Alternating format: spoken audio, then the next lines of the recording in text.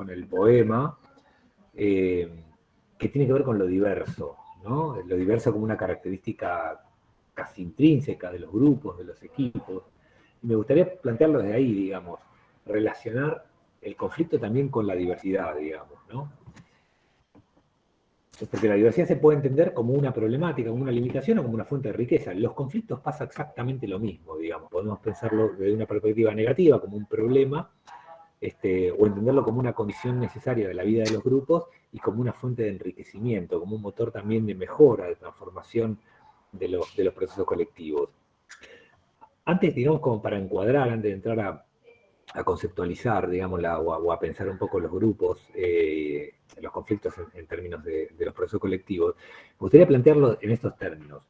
El conflicto es algo inherente al grupo, digamos. Un grupo existe y por ende existe el conflicto, digamos. Y el conflicto está generalmente atravesado por la característica de la diversidad. Entonces, un grupo que no tiene conflicto es un grupo, sería parecido a un grupo que son todas las personas iguales, algo que no existe, digamos, que no puede suceder. Entonces, me parece interesante pensar la grupalidad también en estos términos, es decir, el surgimiento de los conflictos es algo inevitable. Cierto grado de conflicto en la vida colectiva es imprescindible. Es decir, en cualquier tipo de grupo, lo mismo que sucede con la cooperación, lo mismo que sucede con la diversidad, el conflicto es parte de la vida humana, digamos, de las relaciones humanas. Entonces me parece interesante pensarlo desde ahí. Ahora, solemos pensar, como decía antes, que el conflicto debe evitarse. Debe evitarse porque el conflicto es algo negativo, porque el conflicto es dañino para el desarrollo de los grupos. Sin embargo, generalmente es al revés. La causa central por la cual los grupos empiezan a estancarse, empiezan a erosionar, se empiezan a descohesionar, a desintegrar, es justamente porque los conflictos se ignoran, porque los conflictos se invisibilizan o porque los grupos no tienen una instancia donde dialogar sobre los conflictos. Entonces, ¿qué pasa? Es como una olla a presión. Se va tapando, yo tengo un conflicto y no lo puedo expresar, la compañera tiene otro conflicto y no lo puede expresar. Si a su vez tenemos una cultura en la cual pensamos que lo conflictivo es negativo, bueno, lo vamos tapando, y en algún momento estalla, y cuando estalla, generalmente ya es demasiado tarde como para poder resolverlo, digamos. La clave me parece central es entender que es algo necesario, que es algo que sí o sí va a pasar y prepararse desde el principio para eso, no ponerlo abajo de la alfombra, no intentar omitirlos, hacernos los descuidados, sino entender que es algo necesario y tratar de generar los mecanismos para que eso se dialogue, digamos, para que se dialogue en el momento en el que vaya sucediendo. Entonces, la idea ahora es tratar de pensar sobre qué significa un conflicto, de dónde viene, qué orígenes puede tener un conflicto, qué estrategias posibles hay para abordarlo y también de qué manera podemos resolverlo, digamos. Y esto es interesante pensarlo y nos va a resultar bastante fácil porque todo el rato estamos viviendo en el conflicto, digamos. En el trabajo, en la familia, con la comunidad, con los vecinos, con los amigos, digamos, en todos los casos, con las parejas, en todos los casos siempre aparece el conflicto como parte integrante de nuestra vida. Ahora, empecemos por el principio. ¿Qué significa un conflicto, digamos? ¿Con qué asocian una situación conflictiva a un conflicto, digamos? ¿Cómo lo podríamos definir? ¿Les ocurre, digamos, con qué ustedes suelen pensar o asociar la idea de conflicto?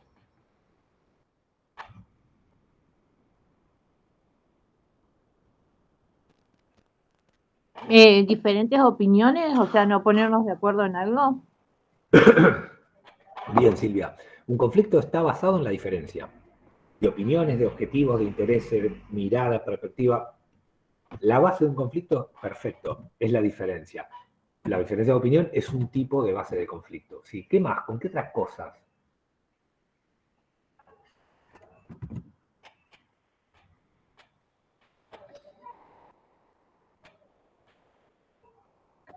¿Alguna otra cosa con la que ustedes relacionen el conflicto, aparte de la diferencia, en este caso que decía Silvia, la diferencia de opiniones? Una idea impuesta también puede ser un conflicto. Tal cual. Sí. Cualquier imposición puede dar lugar a un conflicto. inclusive cuando la imposición se produce y del otro lado se produce un sometimiento a esa imposición, también puede haber un conflicto. Porque estoy aceptando algo que no quiero, digamos, me lo están imponiendo. Y Edith. La diferencia de aprendizaje del trabajo. Sí, también podría ser una fuente de conflicto. Está perfecto. En los tres casos me parece que se complementan. A ver, realmente un conflicto se entiende como una confrontación, ¿sí? De ideas, de posiciones, de perspectivas entre personas o entre grupos dentro de un grupo, ¿no? Espera que voy a mirar que acá dice Verónica. Dice que un conflicto es no opinar lo mismo del tema. Claro, a ver, no opinar lo mismo de un tema es diversidad. No saber gestionar una opinión distinta sobre un mismo tema es una fuente de conflicto. Por eso me parece interesante pensar la relación entre conflicto y diversidad. Entonces, es decir, es imposible que todas las personas opinemos lo mismo sobre un tema. Es imposible. Ahora, de eso pueden surgir o no conflictos. Si tenemos la posibilidad de dirimir, de acordar, de negociar las posiciones o posiciones intermedias sobre un mismo tema, podemos resolver, llegar a un consenso que evite el conflicto. Si lo que hacemos es confrontar esa opinión y yo pienso A y la otra persona piensa B y no nos movemos de ahí, lo que generamos es un choque permanente que da lugar a un conflicto. Entonces, está bueno lo que decís, Verónica. E insisto, no opinar lo mismo puede ser un conflicto o no, digamos. Es parte de la diversidad necesaria dentro de un grupo. Entonces, vuelvo a la conflicto. El conflicto tiene que ver con la confrontación, tiene que ver con la oposición y tiene que ver con el desacuerdo. Ahí está la base de un conflicto. Es decir, un conflicto es una situación en la cual las personas pueden tener intereses distintos. De acuerdo. Exactamente. Sí, Silvia, conflicto sería no lograr ponernos de acuerdo, sería una fuente de conflicto, digamos, no lograr ponernos de acuerdo, e insisto, siempre tomemos como punto de partida que no opinamos lo mismo sobre un mismo tema. Por más afines que seamos, siempre disentimos sobre cómo vemos o qué pensamos sobre uno u otro tema. Eso no es un problema, esa es la realidad. El problema pasa a ser cuando no podemos resolver eso colectivamente. Siempre va a haber la diferencia de opiniones, digamos. E insisto, eso lo podemos pensar como un problema, lo podemos pensar como una fuente de riqueza. Generalmente, que todas no pensemos lo mismo es una fuente de riqueza, nos mejora, permite revisar nuestras propias ideas, nuestras propias preconcepciones. Sin embargo, si no nos movemos de ahí, yo pienso esto y la otra persona piensa exactamente lo contrario, no nos movemos de ahí, bueno, ahí tenemos la fuente de un conflicto, el caldo de cultivo de un conflicto, ¿no? Bien, entonces, un conflicto se produce, es la situación en la cual las personas, por ejemplo, tienen intereses distintos y entran en confrontación para lograr sus objetivos. Yo quiero una cosa y la otra persona quiere otra y confrontamos, digamos. No tenemos la posibilidad de acordar, de negociar y de llegar a un acuerdo. También se puede pensar que una situación de conflicto es cuando las personas adoptamos conductas conflictivas con respecto al otro. Es decir, si cuando empezamos a entender que lo que quiere la otra persona es incompatible con lo que queremos nosotras, entramos en una situación de conflicto. Porque lo incompatible hace imposible, la idea de lo incompatible es imposible la negociación. Digamos. Yo quiero A y el otro quiere exactamente lo contrario, vamos a chocar. Porque no vamos a encontrar un hilo conductor para ponernos de acuerdo. Y por otra parte, la incompatibilidad de los objetivos, cuando no pueden unirse, cuando no tienen un lugar para confluir, y se entienden como divergentes, que se entienden como contrapuestos, también emerge el conflicto, digamos. Entonces, conflicto implica que pensemos, interpretemos, queramos cosas distintas, cosa que siempre va a pasar en todo grupo. El problema empieza a ser cuando no tenemos la capacidad, cuando no tenemos las herramientas para resolver eso. No sé si me estoy explicando bien, pero esto es esencial porque, es decir, partamos de la disidencia, partamos de la divergencia, partamos de la diversidad, del desacuerdo, porque es lo que hay. Siempre vamos a estar en desacuerdo, siempre vamos a tener miradas distintas sobre los mismos temas. Eso es un problema siempre y cuando no tengamos las herramientas y no tengamos los espacios para poder discutir, ponernos de acuerdo y entender la perspectiva de la otra parte. Antes decía la compañera cuando hablaba de ponerse en el lugar del otro, bueno, la fuente central para empezar a discutir y a resolver este tipo de divergencias o de diversidades necesarias en los grupos, es tratar de ponerse en el lugar de la otra persona, digamos, imprescindible, ¿no? Entonces, un conflicto dentro de un grupo puede por ejemplo, comenzar cuando una parte entiende que está siendo afectada por lo que otra persona quiere, por lo que a otra persona le interesa. Es decir, cuando yo entiendo que el objetivo de la otra persona va en contra de mi objetivo, me limita, me reduce. Si yo entiendo eso, empieza a haber un conflicto. Cuando entiendo que lo que quiere la otra persona, le interesa a la otra persona, choca, digamos, se contrapone a lo que yo quiero, ¿no? Y acá es interesante esto. En muchos casos lo que da lugar al conflicto es la percepción, es decir, lo que yo interpreto que la otra persona quiere. Por eso es central la empatía en la resolución del conflicto o en el abordaje de los conflictos. Si yo doy por sentado que Marina quiere algo contrario a lo que yo quiero y que yo no voy a poder lograr lo que yo quiero lograr porque digamos, choca con lo que quiere Marina, tengo un problema central si yo no logro entender qué es lo que quiere Marina realmente. Si yo doy por sentado que entiendo lo que ella quiere, por eso la base también de muchos conflictos tiene que ver con la interpretación que hacemos, ¿no? Ahora, digamos, esto da lugar a la confrontación.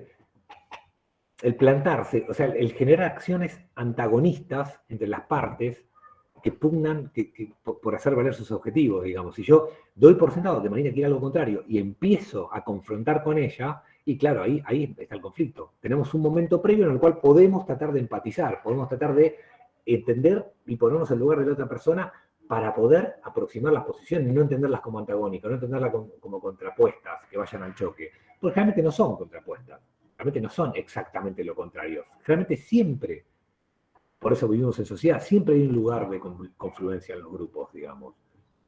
¿Sí? Ahora, les pregunto a ustedes como para partir de ejemplos que hayan tenido en cualquier grupalidad, entornos laborales, familiares, amistades, vecinos, parejas, lo que ustedes nos quieran contar. ¿Qué tipo de conflictos recuerdan haber tenido, digamos? ¿Cuáles son los conflictos más habituales que suelen tener? ¿Qué les pasó? ¿Cómo sintieron? ¿Cómo actuaron? ¿Tienen algunos ejemplos como para empezar a construir de la propia experiencia de cada una en ese sentido? Me da igual el ámbito, porque total estamos hablando de un abstracto, digamos. Me da igual si es laboral, matrimonial, familiar, vecinal, me da lo mismo. ¿Quieres contar algún ejemplo?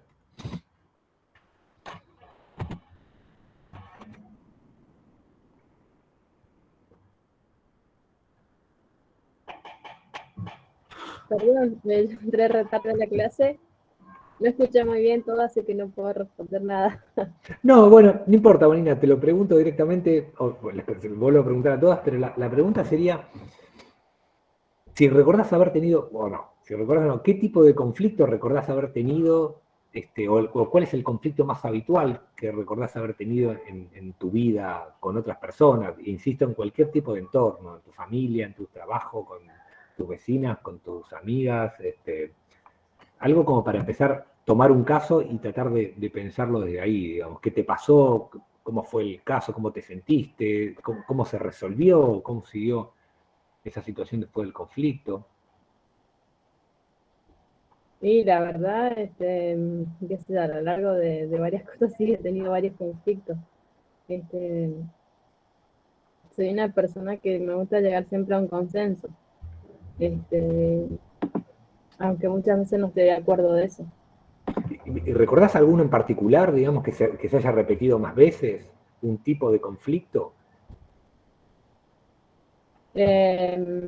Por ahí he programado algunas desde hace como 3 años.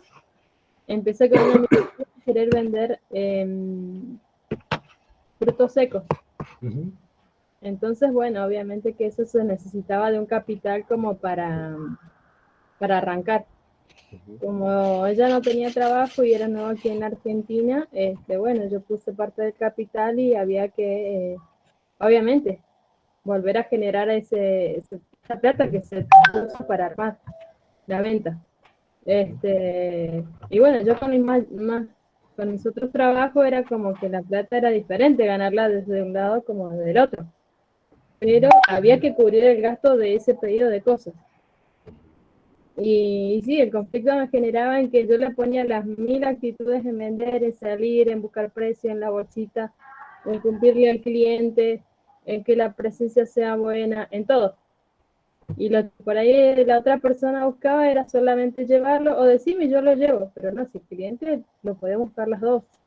Mientras más clientes obteníamos, mejor era la ganancia. Pero bueno, vi que no resultó, yo le puse ánimo en esto, ánimo en el otro, y no resultó tampoco. Y bueno, y después, sí, en situaciones, tengo también mi hija muy grande y también le digo, yo te compro harina, yo te compro los huevos, empecemos con esto, empecemos con el otro, y por ahí queda ahí porque no se continúa. O es muy poco el margen que tenemos de, no sé si de conexión sería la palabra, pero sí de esa posibilidad de un trabajo en conjunto en donde no se logra. Entonces a veces esto de aprender con ustedes a mí me genera un montón de cosas y de expectativas, igual porque más allá de verlo en un amplio margen, como una cooperativa o eso, también nos hace una autoevaluación o una autocrítica. ¿En qué falla uno? ¿Por qué el otro no lo acompaña? Porque yo tenía mi mejor interés que otra persona vendiera conmigo, que me ayudara, que los dos armáramos ese equipo, pero siempre estaba ese que uno tenía más responsabilidad que el otro. Entonces, yo siempre caía en la misma, decía, yo creo que le pongo demasiado énfasis en esto y la otra persona no. Por eso ha sido un conflicto, que no había responsabilidad continua, no había un equipo. Está buenísimo, está buenísimo.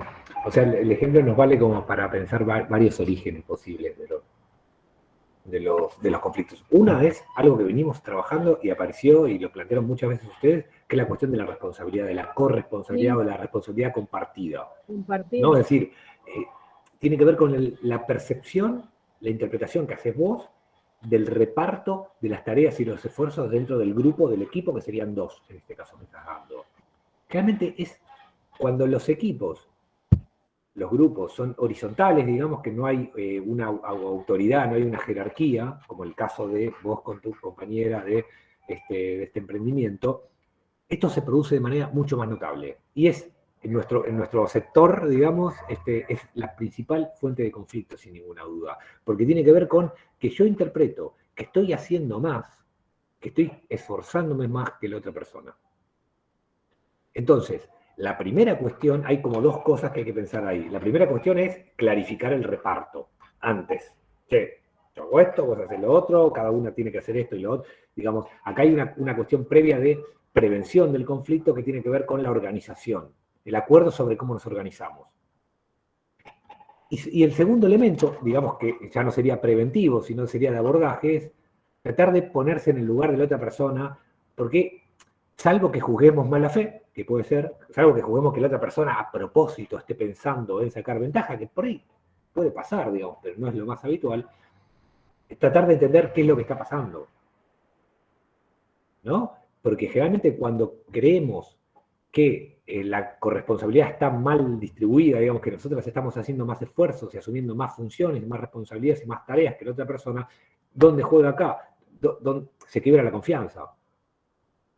Y si se quiebra la confianza se empieza a quebrar todo lo demás, como decíamos antes, razón por la cual vuelvo a otro elemento central, la comunicación, y a algo que mencionaba la otra compañera, la empatía. Tratar de entender qué es lo que está pasando. Porque, insisto, salvo que juzguemos mala fe, es decir, la confianza está quebrada, la otra persona, supongamos, me está estafando, entonces, bueno, ahí ya no hay ningún tipo de posibilidad de reconstituir la confianza. Pero siempre, eso me parece que es como la última conclusión posible, es cuando ya es tarde porque no se puede recomponer la situación. Creo que antes de llegar a ese punto, es decir, atribuirle mala fe a la otra persona, hay un montón de lugares donde podemos intervenir, desde lo preventivo y desde el abordaje, digamos. Y hay dos momentos previos, es decir, y cuando empezamos a producir cualquier emprendimiento autogestivo, en el cual nos organizamos de manera horizontal con otras personas, un elemento central es la organización, previa y clarificada y legitimada. Entonces, vos, Vanina, vas a hacer esto, la otra persona va a hacer esto, las dos tienen que hacer esto, tienen que cumplir tal o cual responsabilidad, ¿no? Primer elemento central. Y el segundo, que también es un origen muy habitual, que creo que casi todos los casos, es un conflicto generado por la distribución de los recursos. Siempre limitado, siempre escaso, más cuando jugamos con emprendimientos en los cuales necesitamos generar cierto tipo de recursos, ¿no? Cuando son especialmente escasos. Bueno, también ahí aparece siempre una posibilidad de conflicto. Y vuelvo a lo mismo, una forma de tratar de prevenir este tipo de situaciones es clarificar cómo se distribuyen de entrada esos recursos. ¿Quién pone? ¿Cuánto ponen? Si ponen la mitad cada uno, si es igualitario, si es equitativo. Habría que verlo en cada caso, pero estoy pensando que estás hablando de un ejemplo claro que atraviesa lo laboral, lo profesional, lo económico, y tiene en el fondo dos orígenes que son los más comunes, creo. Por eso está bueno el ejemplo que estás dando en ese sentido, nos enriquece mucho. Ahora, vuelvo a lo mismo, la corresponsabilidad es la clave, digamos. Es decir, es central establecer mecanismos de organización, de coordinación, de gestión y de comunicación que traten de integrar a todos y a todas y que favorezcan una forma de corresponsabilidad que sea equitativa. Es decir, que sea equitativa no necesariamente significa que sea igualitaria. Y esto también es central en el asociativismo y lo verán en el siguiente módulo y lo iremos trabajando también acá. La corresponsabilidad no significa que todas las personas asumamos exactamente la misma cuota de responsabilidad. Significa que esa asignación de responsabilidad sea equitativa, sea en función de las necesidades y las posibilidades de cada persona. Eso es equidad. Si no, sería un reparto igualitario. Cada uno hace, en ese caso, 50 y 50. Pum, matemática, lo parten en dos y ya está.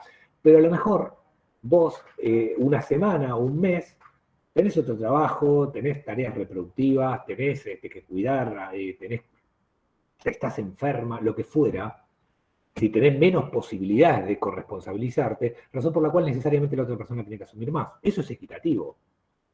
Y eso es central también pensarlo de la prevención, desde la organización. La equidad es una forma de llevar adelante el asociativismo, que no es lo mismo que el igualitarismo, no es lo mismo que todo el mundo lo mismo. Porque a veces lo igualitario no es equitativo y termina siendo injusto. Si vos estás enfermo y tenés que asumir la mitad de la responsabilidad, es injusto. Entonces me parece que acá, en los dos casos, me parece que el centro tiene que ver con se puede prevenir desde la organización, desde la comunicación, desde el diálogo y desde la coordinación previa.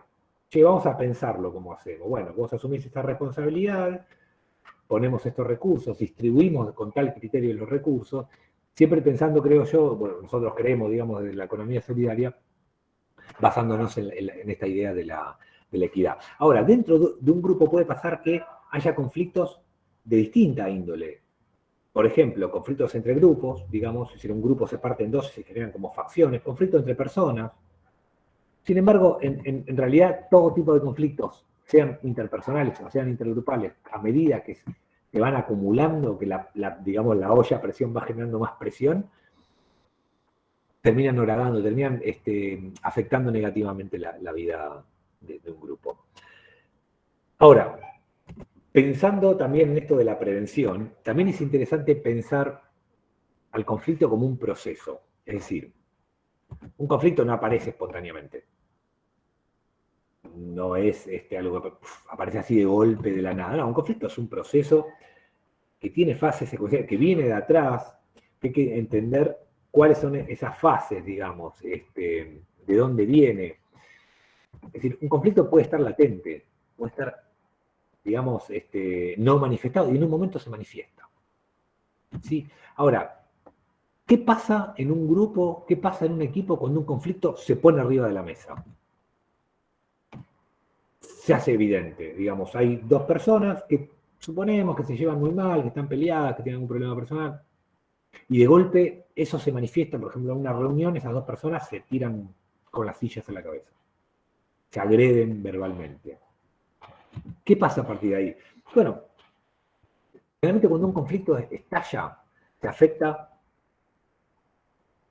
digamos, lo central en la vida, en la vida colectiva, digamos. Se afecta la comunicación, se empieza a afectar la interacción, digamos. ¿Se acuerda que yo dije, la interacción es la vida, digamos, el alma de cualquier proceso grupal, la acción entre las personas? Y se empiezan a generar emociones negativas dentro de los grupos. Fíjense que ya hay una comunicación distorsionada o reducida, una interacción agresiva, digamos, limitada, y una emotividad, lo podríamos decir mala onda, digamos, un mal clima dentro del grupo. Bueno, eso hace que todo lo demás empiece a funcionar mal. En el momento en que el conflicto se explota, digamos, se manifiesta, las partes generalmente modifican los contenidos de la comunicación. Es decir, no hablan, no se comunican de la misma manera. Empiezan o a sesgar, o a distorsionar, o a parcializar. Esto no te lo digo, esto sí. Esto te lo digo de otra manera, como lo te decía antes. Entonces ya cambia la puesta en común. Cambia lo común, digamos, la comunidad, la comunicación. Después se empieza a reducir la interacción social, digamos. Yo cuando estoy en una posición que creo antagónica con otra persona, empiezo a vincular menos necesariamente. Y a su vez empiezan a generar, a crecer y a normalizarse los sentimientos negativos. ¿Qué pasa además? Que el resto de las personas tienden a posicionarse. Y esto también pasa en todo tipo de conflictos, conflictos mundiales, locales, comunitarios, familiares, lo que fuera. Dentro de hay dos personas o dos grupos, hay un montón de gente, realmente la mayoría está afuera, se paran en un lado y en otro, o en otro, ¿no? Es decir, se empieza a crear un antagonismo que va más allá de las partes que están en conflicto, ¿no? Yo tomo posición, empiezo a vincular, a reducir los vínculos, a sesgar o a distorsionar la comunicación. Y cuando se distorsiona la comunicación, empiezan a producirse todo tipo de descalabros. Es decir, cuando pasa eso, empiezan a generarse descalabros, empiezan a generarse, digamos, atribuciones de intenciones, atribuciones negativas, errores cognitivos, prejuicios, sobreentendidos, digamos. Hay algo que pasa cuando se rompe la comunicación o cuando la comunicación se empieza a pudrir, que repercute en todo lo demás. Porque si yo no me comunico con otra persona, empiezo a atribuir conductas de la otra persona. Entonces, esto fíjense que tiene el elemento del círculo vicioso. Una cosa que se va agravando a medida que va girando y se va haciendo cada vez peor. Y si esto le sumamos que el clima está determinado por actitudes, por conductas emocionales negativas, bueno, claro, esto se va aumentando. Y si a eso le agregamos que las personas van tomando posición, se empiezan a generar identidades diferentes, ¿no? Doy un ejemplo estúpido. Cuando se habla dentro de los equipos, de cualquier tipo de equipo, de halcones y palomas, ¿no? O sea, a unos se les atribuye como más dureza y a otros, no sé bien a qué se refiere, porque es una metáfora, pero más allá de eso, halcones y palomas habla de identidades distintas dentro de un grupo. Y cuando dentro de un grupo hay identidades distintas, yo soy halcón o soy paloma y el otro es paloma o es halcón, hay algo que se quebró, que es la cohesión. Entonces, para llegar a esa situación en la cual se quebró la cohesión, hubo mucho tiempo un conflicto muy mal, que no se previno, que no se abordó y que nunca se gestionó, que se gestionó extremadamente mal, digamos. Cuando se quiebra un grupo con dos identidades distintas, ya es tarde, podría decir, digamos, reconstituir eso es una situación muy compleja. Y a su vez, en esos casos se genera como una escalada, ¿no? La interna se va grabando, y unos son buenos y otros son malos, porque ya somos dos equipos distintos o dos grupos distintos, ya estamos partidos, digamos. Y entonces eso escala, digamos. O bien, una situación que es menos notable, pero es igual de dañina, cuando el conflicto se enquista. Esto también sucede mucho. Que, digamos, se manifiesta el conflicto, dejamos de comunicarnos, dejamos de interactuar, quebramos la cohesión del grupo, generamos posicionamientos e identidades distintas dentro del grupo, pero en vez de matarnos, lo dejamos así. coexistimos con un conflicto que está enquistado y nos atraviesa y nos parte el dos. Eso creo que es más dañino que la explosión, porque la explosión de última puede suponer, por ejemplo, conflictos históricos de cualquier organización, la organización se parte y se crean dos organizaciones. Es un resultado razonable en lo cual cada organización empieza otra vez a reconstituirse. Cuando el conflicto se enquista, creo que es algo todavía más dañino, porque la organización, digamos, formalmente se sostiene, pero con dos grupos adentro que son totalmente antagónicos. ¿Sí? El conflicto como que se normaliza, se enquista, digamos, se estanca ahí y ahí nos quedamos, ¿no? Y eso me parece, creo que es el peor de los escenarios. Ahora bien, más adelante vamos a ver formas de estrategias para pensar cómo intervenir y cómo se pueden resolver conflictos que son muy, muy simples, las estrategias y muy intuitivas inclusive. También me parece interesante pensar en este abordaje que se produzca antes de que los conflictos emerjan, digamos, tratar de pensar la conflictividad desde la prevención, desde la propia organización, de los propios procesos previos de reflexión sobre cómo nos organizamos. Los consensos básicos en un grupo asociativo son centrales en la medida que son una forma de prevención del conflicto. Si decimos, vuelvo al ejemplo que dabas, Vanina, de la corresponsabilidad, si decimos previamente y acordamos, consensuamos cómo nos vamos a responsabilizar, qué cuota de responsabilidad va a asumir cada una dentro del proyecto colectivo, creo que es una de las principales formas de prevención del conflicto. La coordinación, la organización, la gestión y sobre todo la planificación de cómo nos vamos a vincular en ese proceso colectivo, ¿no? No sé si hasta acá voy bien, estoy siendo claro. ¿Sí? ¿Se entiende? Es que solamente la veo a Vanina, no puedo ver las caras del resto, así que me veo en la obligación de preguntarles. ¿Sí? ¿Vamos bien?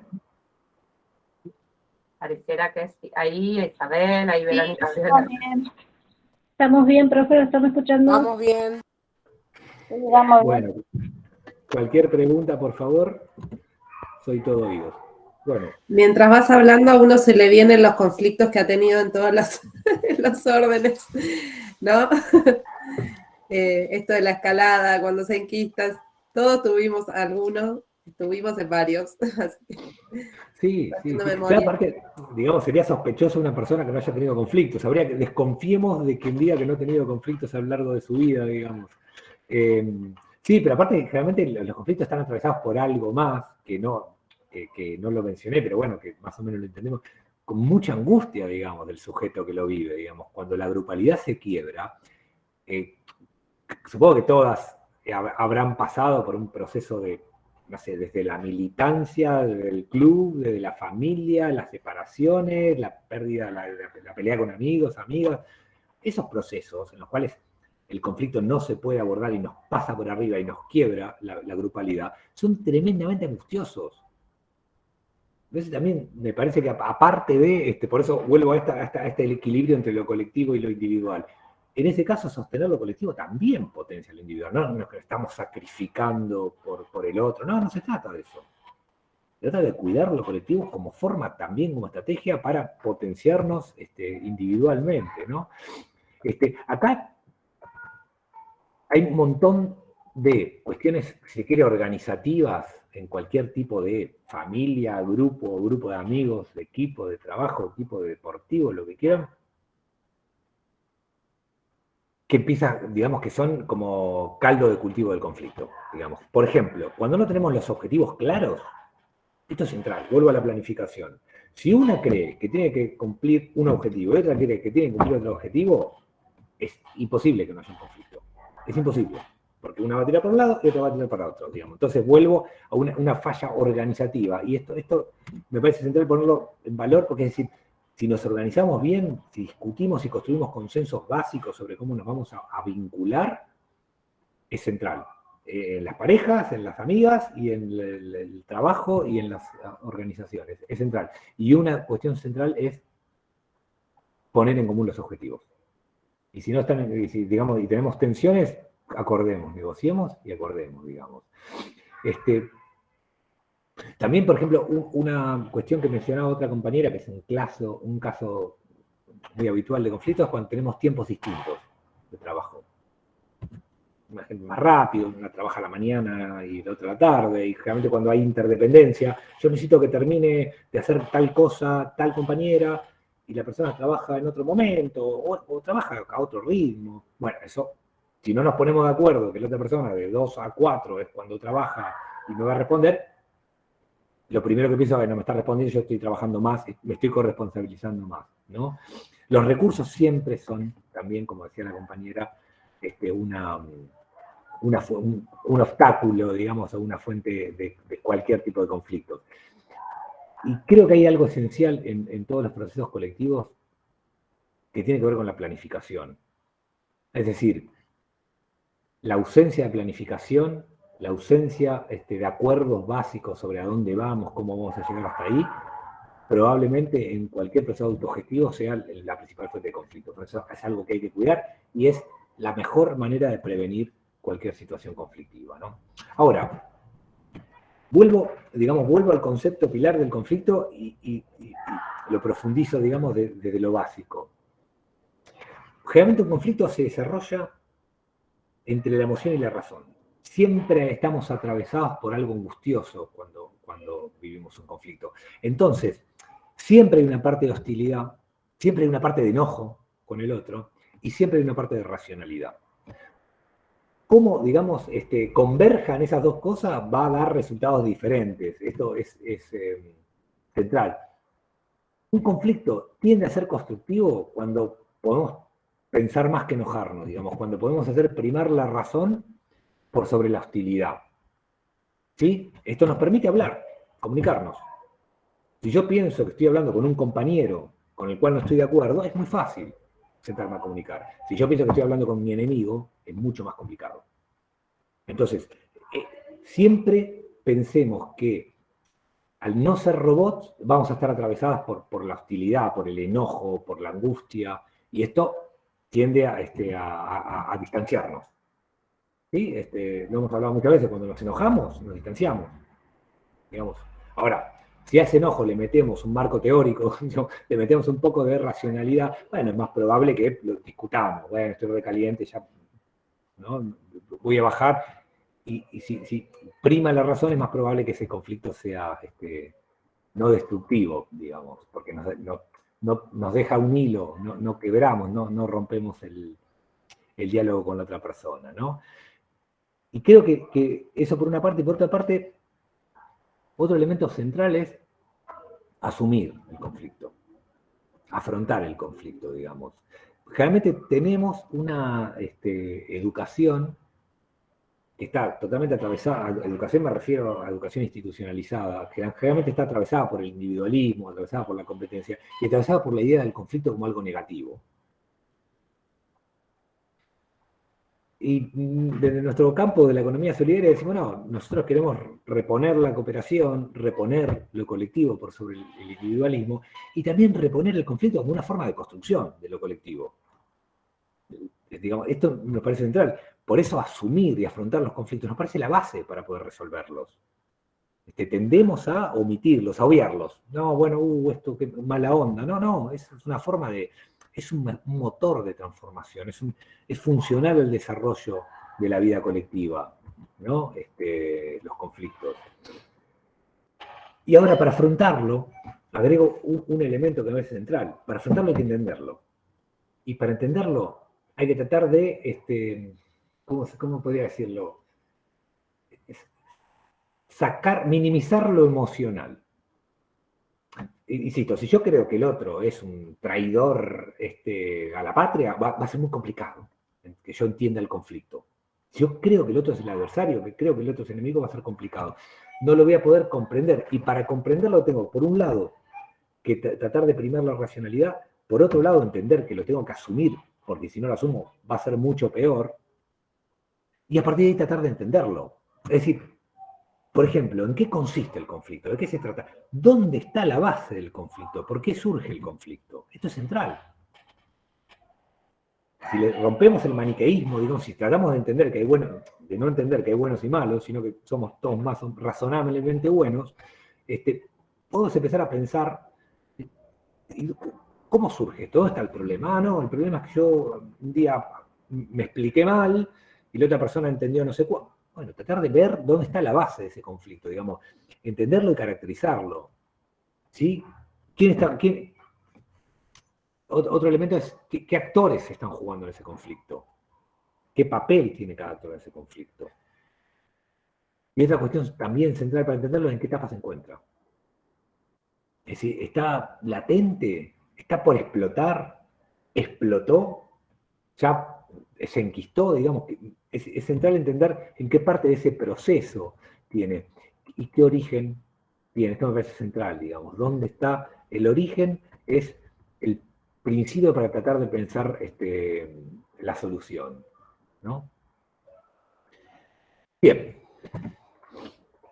Bien, estamos más o menos bien de tiempo. Ahora les planteo una cuestión más, también desde la propia experiencia que me parece central que hayan tenido. ¿Con qué herramientas contamos, con qué estrategias contamos frente a un conflicto para resolverlo? De cualquier tipo. Tenemos un conflicto en la casa, tenemos un conflicto en la cuadra, tenemos un conflicto en el barrio, tenemos un conflicto en el laburo. ¿Qué podemos hacer para resolver cualquier tipo de conflicto? ¿Qué tipo de herramientas, qué tipo de estrategias tenemos para poder resolver un conflicto?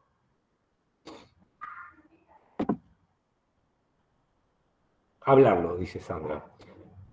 Bien, sí. Sí. La comunicación está en la base de cualquier abordaje. Edith. La voluntad de cada persona, la voluntad propia. Bien. Sí, y voy a tratar de mezclar las dos intervenciones, la de Sandra y la de Edith. La voluntad de hablarlo. Y la voluntad de hablarlo, digamos, si sumamos la voluntad y hablar, aparece creo que la primera gran estrategia, y creo que la estrategia ideal para resolver cualquier conflicto, que es la negociación. Esto es central. Si yo tengo la voluntad de hablar, tengo la posibilidad de negociar. ¿Y qué supone una negociación? Vuelvo a preguntar, ¿qué significa negociar? Que es una palabra que usamos bastante y negociar es algo que hacemos casi constantemente. ¿Dar algo a cambio de otra cosa? Bien, claro. La negociación supone, primero, la voluntad de hablar y segundo, la voluntad de ceder. ¿Sí? Si yo me siento a negociar y no me muevo un ápice de donde estoy, no estoy negociando. Estoy haciendo un acting de negociación. Hay dos tipos de voluntades centrales. Hablar, y hablar significa escuchar, no significa hablar. Porque si yo voy y yo quiero negociar y le ataladro la cabeza a la otra persona y no escucho lo que me dice, y a su vez no me muevo, no estoy negociando. Estoy jugando a otra cosa, pero no es negociar eso. Es hacer impostar una negociación, ¿no? Esto me parece central. Ahora, ¿qué tiene que pasar para que se dé una negociación? Justamente lo que comentaba la compañera, la voluntad de las dos partes que estén en conflicto para sentarse a hablar y sentarse a ceder. ¿Sí? ¿Qué pasa? Condición necesaria para la negociación que las dos partes. Es decir, en cualquier negociación en la cual solo una parte quiere negociar, termina en guerra, digamos. Porque realmente la parte que quiere negociar es la parte más débil, ¿no? O que se perciba más débil dentro de cualquier tipo de conflicto. Si la que se percibe más fuerte no quiere negociar, aún sintiéndose más fuerte, no hay ninguna posibilidad de negociar. Entonces, una negociación podríamos entenderla como el proceso a través del cual dos partes, dos personas, dos grupos, se sientan a dialogar y a tratar de resolver sus diferencias a través de ¿qué? Del intercambio, el diálogo y la cesión. ¿Sí? La base de cualquier negociación es que las partes involucradas estén dispuestas a ceder algo. El proceso de dar para recibir. ¿Sí? Y esto es central, digamos. Hay algo de la voluntad que hablaba la primera compañera, que me parece la clave. Si yo me siento a negociar, algo voy a tener que dar. No me puedo sentar a negociar con la expectativa de ganar todo o de quedarme como estoy, porque si no me quedo en mi casa y busco otra forma de dirimir el conflicto, ¿no? Entonces, Hay una segunda característica de la negociación, que es que las partes que están en conflicto son las que resuelven el conflicto. Hay otras estrategias en las cuales no, las partes del conflicto quedan afuera y recibe y dirime o resuelve una tercera parte en cuestión. Entonces acá aparece la voluntad de las partes de sentarse, la voluntad de las partes de ceder, de dar para recibir, y a su vez, de esa manera, son las partes que están en conflicto las que se ven con la autonomía y la posibilidad de resolver esa situación conflictiva. ¿Sí? Son los solucionadores. Ellos se sientan, ellos dan, ellos reciben y llegan a un acuerdo en el cual cada parte ha cedido, aunque sea un poco. ¿No? Entonces, esto que se suele decir de la negociación ganar-ganar, bueno, la negociación ganar supone que las dos partes perciban que en algo salen ganando. Si una de las partes, como resultado de una negociación, siente que ha sido vencida, es el preámbulo para un siguiente conflicto. ¿Sí? Hay una frase histórica que dijo un dirigente del Reino Unido, cuando terminó la Primera Guerra Mundial, que llegan a un supuesto acuerdo, digamos, entre vencedores y vencidos, y cuando sale, le preguntan al tipo, un diario británico, le preguntan, ¿llegaron a un acuerdo? ¿Firmaron la paz? No, dijo, firmamos el periodo entre guerras. Habían sometido de tal manera a Alemania en el acuerdo, que después Alemania reaccionó de la manera que reaccionó, digamos, y eso dio origen a la Segunda Guerra Mundial. Digamos, cualquier historiador que haga ese análisis, que es la mayoría, tiende a vincular la Segunda Guerra Mundial con el resultado del acuerdo de la Primera, que el acuerdo de la Primera fue someter, humillar a una de las partes. Claro, la parte que estaba totalmente derrotada dijo, bueno, ¿qué voy a hacer? No me queda otra. Y generalmente cuando el resultado de una negociación es ganar, perder, digamos, una parte que sale y la otra quedó totalmente sometida, bueno, eso va a dar lugar a otro conflicto. Por eso la percepción de que las dos partes salimos ganando es central. Las dos partes dimos pero recibimos es central. ¿Sí? Piensen en cualquier tipo de acuerdo, de negociación que haya tenido en su vida, y para que sea satisfactoria tiene que haber esa sensación, ¿no? Y después hay otro elemento, factor, que creo que también es como estructurante de cualquier proceso de negociación, que es la confianza. Si yo pienso que estoy negociando con una persona que me quiere engrupir, es muy difícil llegar a un acuerdo. ¿No? Esto pasa en determinados ámbitos de la vida bastante habitualmente. Yo me siento a negociar con alguien que siento que no me está diciendo la verdad, que no me está jugando las cartas claras, o aún cuando tenemos un acuerdo, siento que ese acuerdo el otro no lo va a cumplir, bueno, también es algo que invalida cualquier proceso de negociación, si no está la confianza de por medio, ¿no? No sé si he sido claro acá. La negociación es la estrategia ideal, si se quiere, pero tiene algunas condiciones que no siempre se dan. La confianza, la voluntad de hablar, la voluntad de escuchar, la voluntad de dar y la voluntad de ceder. ¿Sí? Si eso se da, las partes que están en conflicto se pueden solucionar. Es decir, cuando dos niños, dos hermanos, se pelean, generalmente interviene el padre o la madre para resolver, porque los niños no tienen la capacidad de resolverlo, se pelean, se golpean, digamos. Cuando un padre o madre interviene y separa a sus hijos, aparece otro tipo de estrategia. No es negociación. Los niños ahí no están negociando, aparece un tercero.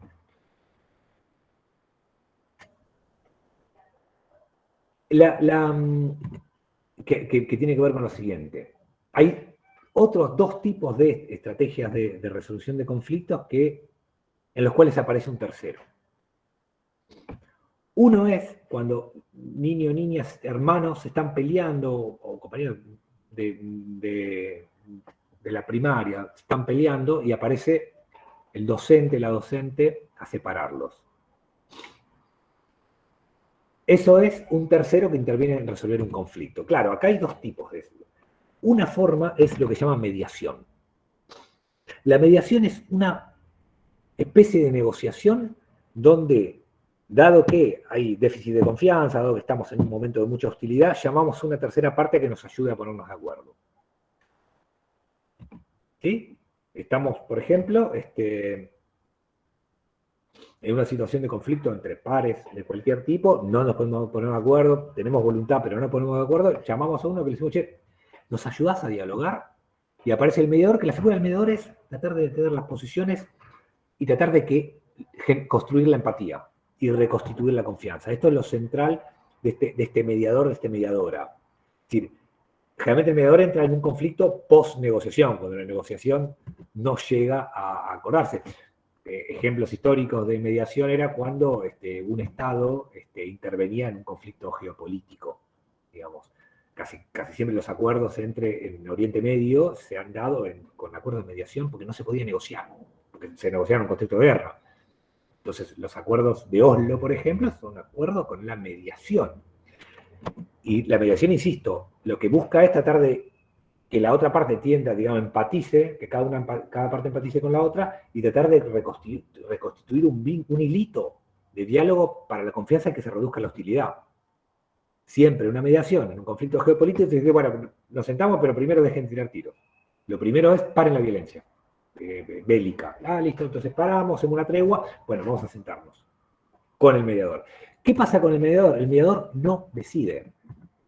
El mediador no puede decir lo que quiera, pero no es vinculante. El papel del mediador es tratar de acercar a la parte y en algún caso puede proponer alguna solución, pero la solución no es vinculante. Che, yo te recomiendo que vos dejes de hacer tal o cual cosa, y a vos te recomiendo que trates de hacer tal o cual cosa de otra manera. Puede decir lo que quiera. Puedes, digamos, tratar de proponer una solución que acerque a las partes. Pero sin embargo no es vinculante. Y acá aparece la tercera. Bueno, por supuesto, está de más decir que el mediador, la persona que hace la mediación, tiene que estar aceptada, sí o sí, por las partes.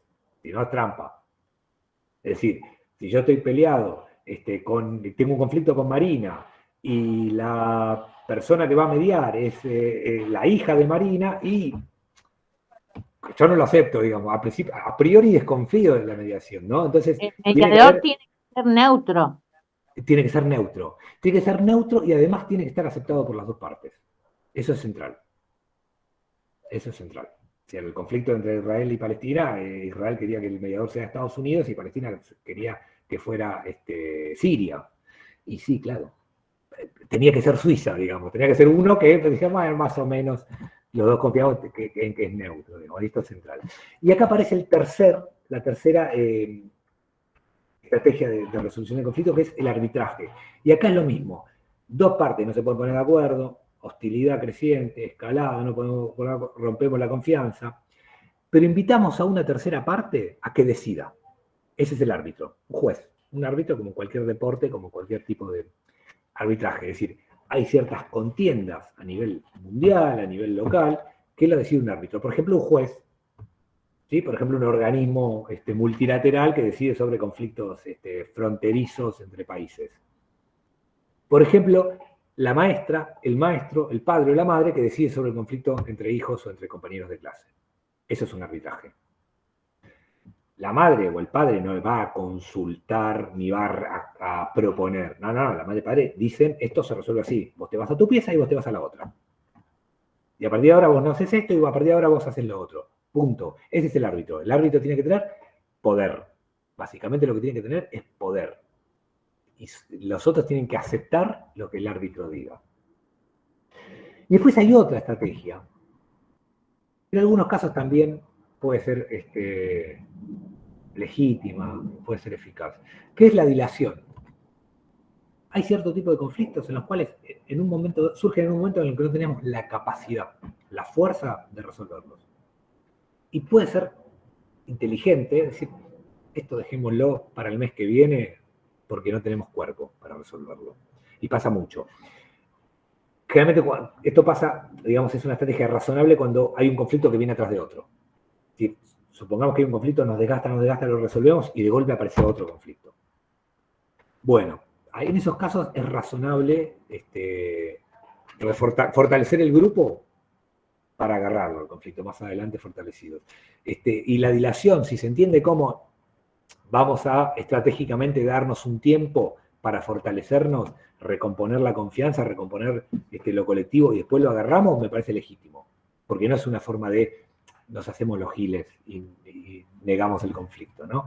En todos los casos, más allá del método, me parece que una premisa para cualquier tipo de conflicto es tratar de poner la racionalidad en el centro, tratar de desenojarnos y mirar con la mayor distancia emocional la situación de conflicto, sobre todo cuando estamos involucrados, involucradas. O sea, pensar maniqueísta al otro es una cosa que dificulta mucho cualquier posibilidad de resolver, ¿no? Y voy medio corto, pero como para cerrar, digamos. Lo central acá me parece que es importante asumir que en cualquier grupo, equipo, proceso colectivo, asociativo y demás, el conflicto va a suceder y va a seguir sucediendo. ¿Sí? Sin los conflictos un grupo no puede crecer, no puede evolucionar, digamos.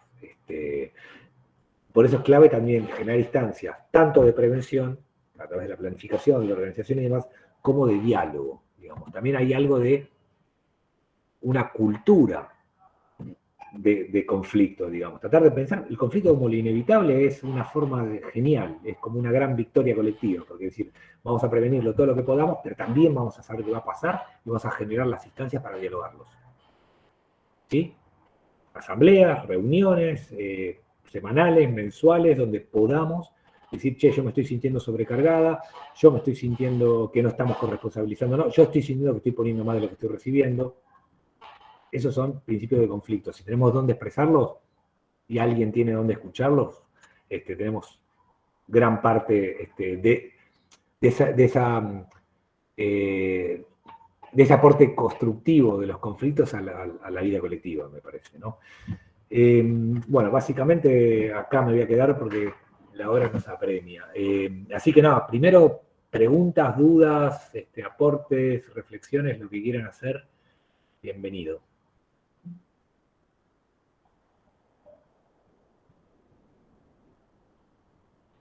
Por mi parte no, profe, y me estoy despidiendo. Hasta la próxima. Edith, un minutito más, no se desconecten, solo para los acuerdos para la próxima semana. Como hicimos la otra vez, después le subimos la grabación, un material en PowerPoint que tiene los puntos centrales trabajados hoy por Rodri en relación a conflictos, y que es importante que lo revisen, que lo miren, porque la propuesta de trabajito final que tenemos para el módulo, que también lo vamos a publicar el lunes, es que analicen un caso, una situación de un conflicto hipotético en una cooperativa de cuidados. Entonces, bueno, es importante que puedan revisar estos ejes que trabajó hoy Rodri, ¿sí? Entonces, seguramente mañana vamos a subir el PowerPoint, la grabación de este encuentro, el videíto que compartimos y la sugerencia de leer algún, si quieren, si pueden, si tienen un poquito de tiempo, en el manual que comentaba hoy al inicio de Burin, que trabaja todos los temas en relación a lo grupal. Hay un capítulo especial sobre conflictos que quienes quieran y puedan le dan una leidita.